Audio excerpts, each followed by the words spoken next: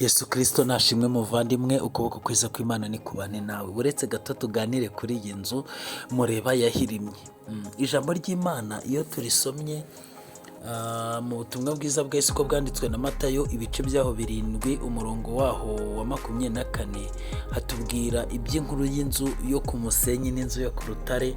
Uburyo riko reka tuhasome, haravuga ngo nuko umuntu wese wumva ayo magambo yanjye akayakomeza azaba nk'umunyabwenge wubatse inzu ye ku rutare. Imvura iragwa, imivu iratemba, umuyaga urahuha, byose byikubita kuri iyo nzu ntiyagwa kuko yari ishinzwe ku rutare.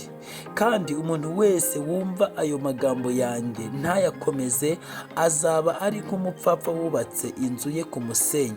Imvura iragwa, imivu iratemba, umuyaga urahuha, byose byikubita kuri iyo nzu iragwa, kandi kugwa kwayo kwabaye kunini. Yesu amaze kuvuga ayo magambo yose, ba bantu batangazwa no kwigisha kwe, kuko yabigishaga nk'ufite ubutware ntase n'abanditsi babo. Yesu aguhe umugisha. Iyi nzu muri kureba, urabona ko yubatse ahantu ku mukingo, bimeze rwose nk'aho nyirayo yagize ubunebwe bwo gusiza. Noneho ariko hepfo yayo murarebayo indi ya kadasiteri yubatse rwose mo hasi, ku buryo ubona ko uyu muntu kubona iki kibanza byamugoye uko bisa kose. Kandi urabona uyu muntu wo hasi ko yubatse yitonze, yubakisha ibikoresho bikomeye. Uko bisa kose ijambo ry'Imana ritubwira ko iyo umuntu agiye kubaka inzu agomba kubanza gushaka ibizayubaka. Ariko uyu wo hejuru urabona uburyo yakadundaritseho. Noneho igisekeje, munyumve neza mukurikire, ndaza kubabwira icyo nashakaga kuvuga. Urabona ko iki gice cyo hepfo ku ruhande rwo hirya hari ukuntu nabonye uyu nguyu yari yameze, iyi nzu yasenyutse yari imeze nk'iyometseho udutafari duhiye. Icya gatatu, iyi nzu urabona iyi yasenyutse, uri muri iyi nzu cyangwa uri haruguru mu mbuga y'iyi nzu, waba ureba uyu muntu wubatse kadasiteri ahagana hepfo ye, rwose waba ni nk'aho yaba amuhagaze hejuru cyangwa ari kumureba mu gihorihori. Ariko imvura yaraje, umuyaga urahuha, imivu iratemba, ikubita kuri iyi nzu. Izi nzu zose zapimwe n'imvura, ariko urabona ko hari ibitaragenze neza. Uyu muntu wubatse vuba vuba nta mwanya wo gusiza, urabona ko byahise bimubaho nyine.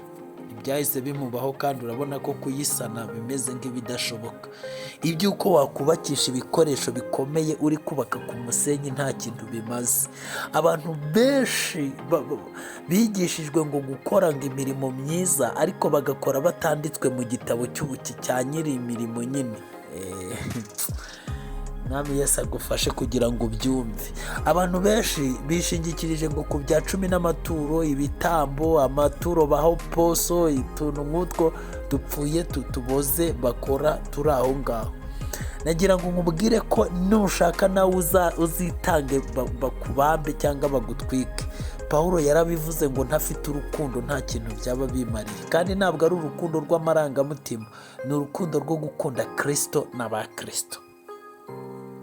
Noneho rero nta kintu ibyo bintu bimaze uri gukora, kuko wirengagije iby'ingenzi, ari byo kwakira Yesu Kristo nk'umwami n'umukiza w'ubugingo bwawe, ngo amanza kwicaremo, agucure, akunagure, aguhindure, uhinduke icyaremwe gishya. Uracyameze nk'icyaremewe ubumaraya, uracyambara nk'ibisambo, uracyambara nk'indaya, ku buryo indaya ihagaze hariya wowe n'indaya nta wabatandukanya.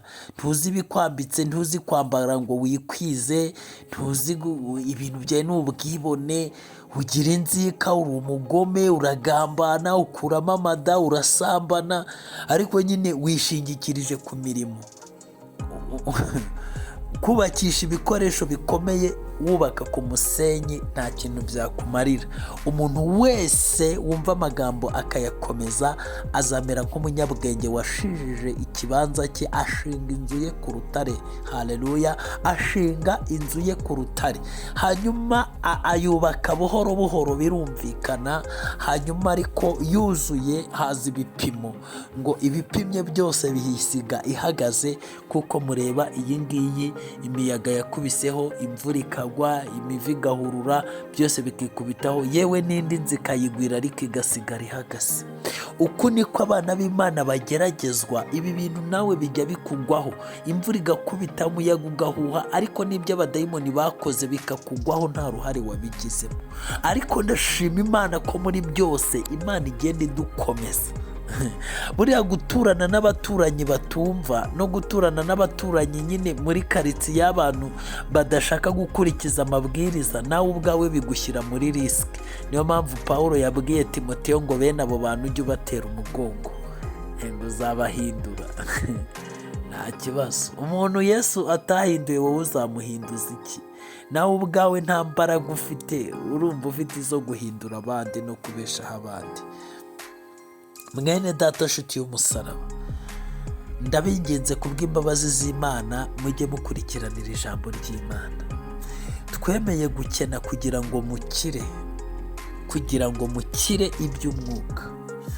Ibi biganiro dukora mujye mubireba kandi mufate ijambo ry'Imana murigumane mu mitima yanyu, kuko igihe kigiye kugera muzarishaka mwe kuribona.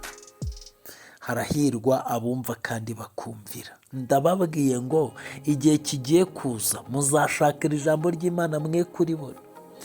Hari izi YouTube zacu z'abantu bavuga ijambo ry'Imana batavangamo ibindi bintu, n'izivugabutumwa nyine ntituzitegerezaho amafaranga, kandi nanone nibyo dukora. Twemeye gukena kuko ntabwo nkanjye sinyobewe ibiganiro nakora, ikiganiro kikajya kinyinjiriza nk'amayeri 100, 200, nanjye nkahembwa. Ariko ibi biganiro nta n'iyero na rimwe byinjiza. Ni ukubona nagisohoye nkatanga amafaranga ya interinete, nkatanga umwanya wanjye, narangiza nkabwira Imana ni Imana, ubwo nyine ndagukoreye. Ibyo byaduteye igisuzuguriro mu buryo tubaho, ariko dufite icyubahiro imbere ya Kristo. Nari mbivugiye ngo wowe ubyakira, wowe wumva amagambo y'Uwiteka ukayakomeza, humura uru rutare, haleluya, wubatse ku rutare. Ariko wowe uyumva Imana yayatangiye ibiguzi bingana nk'ibyo iba yatanze. Ese mutekereza ko ari ikintu cyoroshye kuba wabona uri ku isoko, abandi bari kugura, abandi bari kubona ubutunzi, abandi bari kubona ibibatunga, wowe ukemera ukagumanya intoki zawe uti sinkoramo kandi nshonje? Kubona mwese mushonje umuntu akazana ibiryo, wowe ukagumanya intoki zawe ukavuga uti ndihangana inzara ikomeza inyica ariko sinkoramo, kandi ubona abandi bari kurya kandi nawe ubiriye ntacyo waba.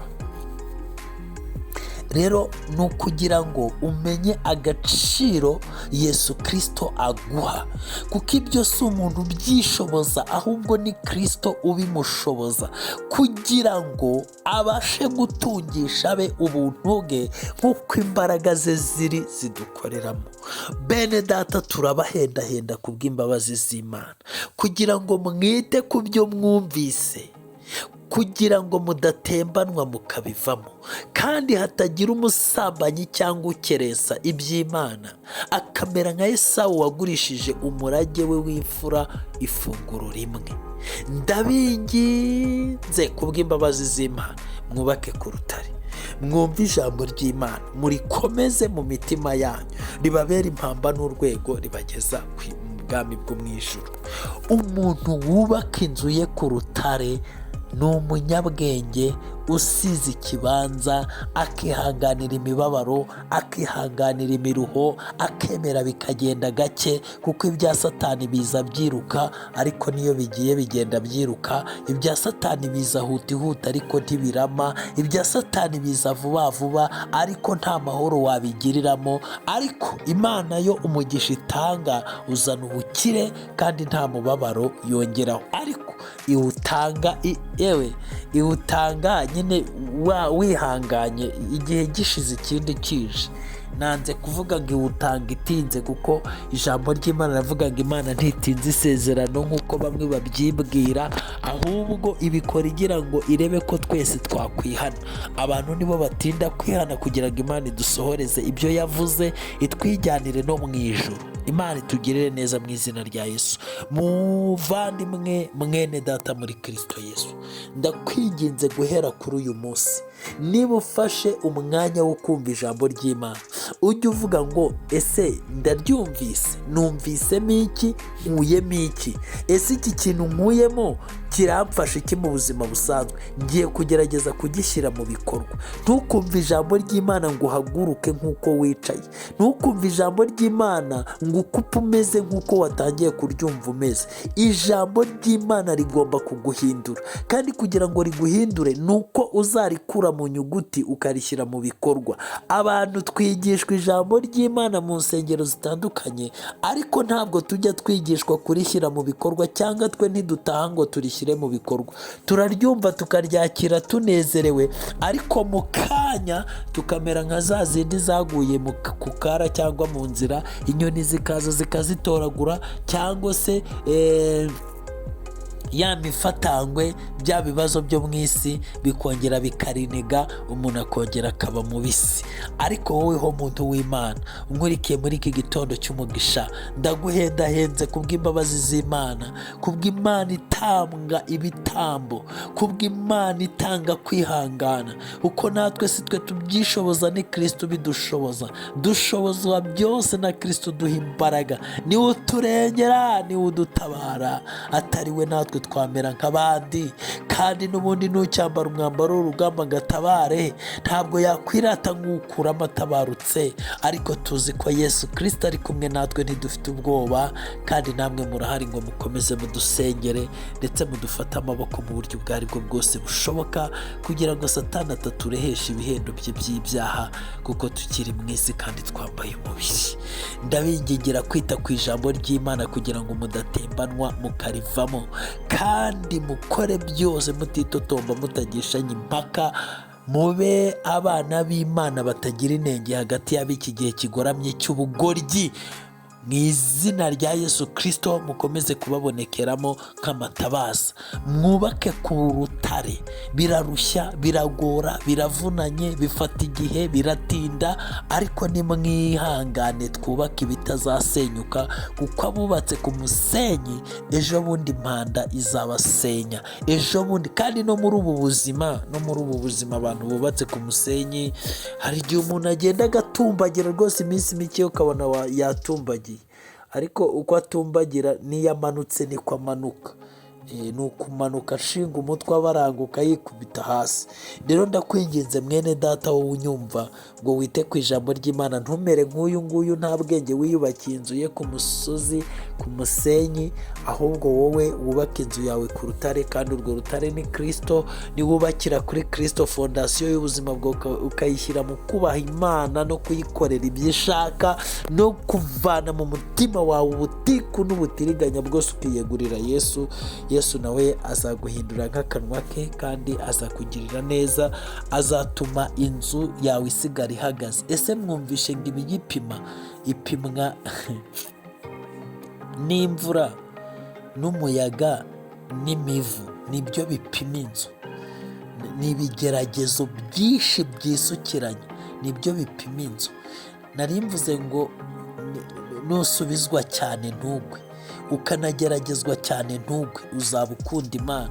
Kuko narangije kubona ko abantu benshi bakeneye Imana ariko ntibayikunda, kandi Imana ntikeneye ko muyikenera, ikeneye ko muyikunda. Icyatumye itanga umwana wayo nuko yakunze, yari ije kubasaba urukundo. Imana rero ikeneye ko muyikunda, ntabwo ikeneye yuko muyikenera.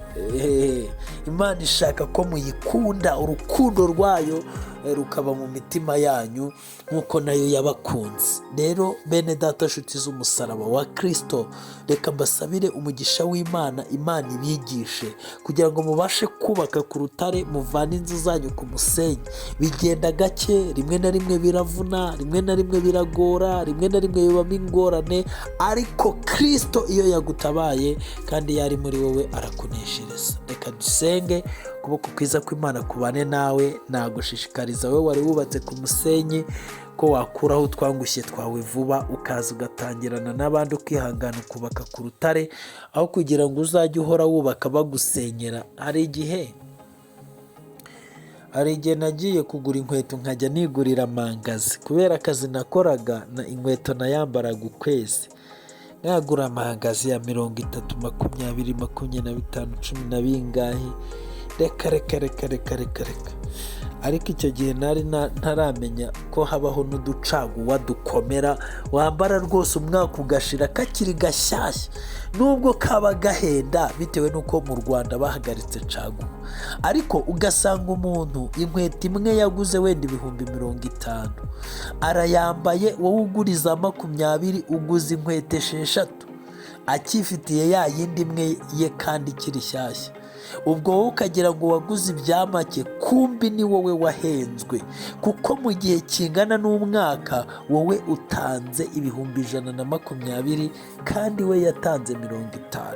Wamukubye kabiri uranarenza, kandi we aracyifitiye agakomeye, ariko wowe byaragusazanye. Rero mwene data, nawe ukijijwe niko bigomba kugenda.